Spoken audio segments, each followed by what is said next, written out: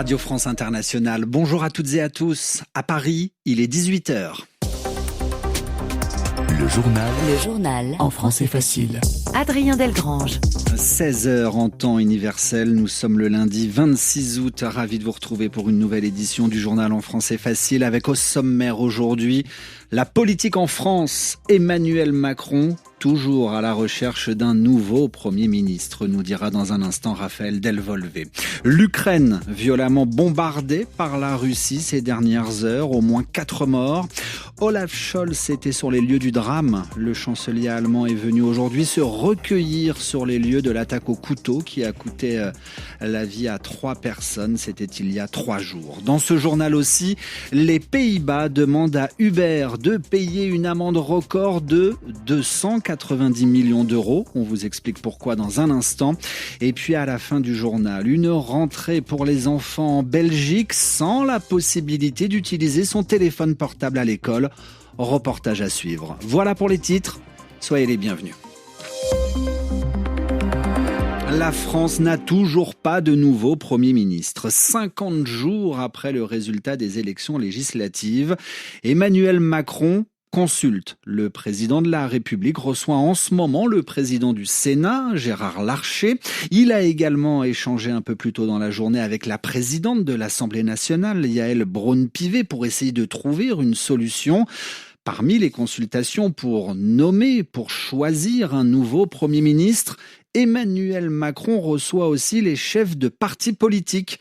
Ce matin, c'était au tour du Rassemblement national. Marine Le Pen, Jordan Bardella ont discuté pendant près de 2 heures avec le chef de l'État. Raphaël Delvolvé à la sortie du palais de l'Élysée. Marine Le Pen prévient, son groupe politique à l'Assemblée nationale s'opposera, censurera un gouvernement issu du nouveau Front populaire. Oui, Adrien, et Marine Le Pen fait ainsi comme les partis soutenant Emmanuel Macron et ceux de la droite. Tous maintenant font barrage non plus aux seuls membres de la France insoumise, mais au nouveau Front populaire tout entier.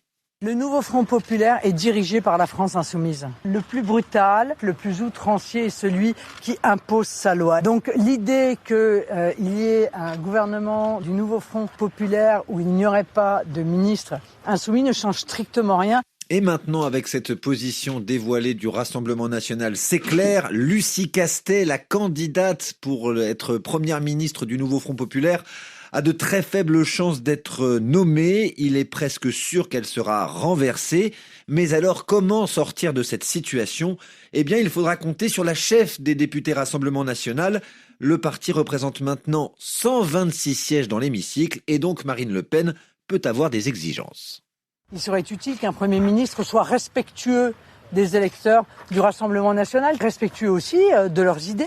Alors, si le Rassemblement national n'a aucune chance de diriger ou d'intégrer le futur gouvernement, ces nouveaux alliés venus d'une partie de la droite, les Républicains, eux, travaillent toujours à permettre une alternance. Leur chef, Éric Ciotti, a été reçu ce matin, juste après Marine Le Pen et Jordan Bardella à l'Élysée. La seule alternative, c'est l'union des droites. La vraie alternance est en chemin. Nous y travaillons dans cette union des droites que je veux promouvoir. L'extrême droite française, privée du pouvoir lors de la dernière élection législative par ce que l'on appelle le Front républicain, entend tout de même peser dans ce qu'elle appelle désormais le chaos créé par Emmanuel Macron. Le chef de l'État qui envisage une seconde série de consultations avec les chefs de partis politiques. Le NFP qui maintient la pression sur Emmanuel Macron. Le nouveau Front populaire, arrivé en tête lors des dernières élections législatives il y a 1 mois et demi, annonce il y a quelques instants qu'il ne retournera à l'Élysée que pour discuter avec le chef de l'État des modalités d'un gouvernement dirigé par Lucie Castet. Le journal en français facile. L'actualité en Europe, en Allemagne tout d'abord. Olaf Scholz était ce matin à Solingen. Le chancelier allemand s'est recueilli dans cette ville où s'est produite une attaque au couteau. C'était il y a 3 jours. L'agresseur, un Syrien soupçonné d'avoir agi pour le compte de l'organisation État islamique, a tué 3 personnes.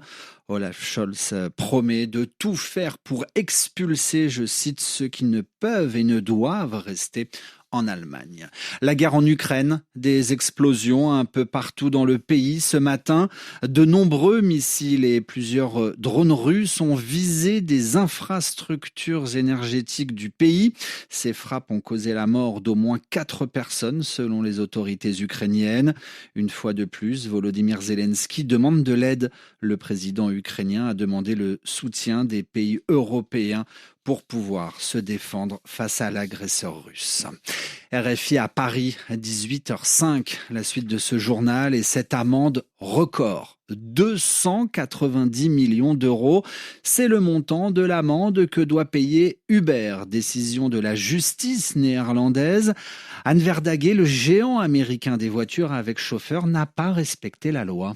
Oui, alors c'est l'autorité néerlandaise de protection des données personnelles qui est à l'origine de cette amende. Elle reproche à Uber, dont le siège européen est aux Pays-Bas, le transfert de données de chauffeurs pas assez protégés vers les États-Unis, ce qui enfreint le règlement européen en vigueur. Alors concrètement, Anne, dites-nous quels sont les détails dont dispose cette autorité néerlandaise. Le régulateur néerlandais a ouvert une enquête après une plainte en France de plus de 170 chauffeurs Uber. Uber aurait transféré des données de chauffeurs européens au siège social qui se trouve aux États-Unis pendant une durée de 2 ans, sans utiliser d'outils de transfert. Autrement dit, les informations n'étaient pas protégées, concernaient des données de compte et de licence de taxi, mais aussi des données de localisation, de photos, de détails de paiement, de documents d'identité et même dans certains cas de casiers judiciaires et d'informations médicales.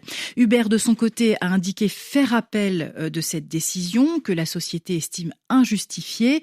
Il s'agit de la 3e amende infligée à Uber par le régulateur néerlandais.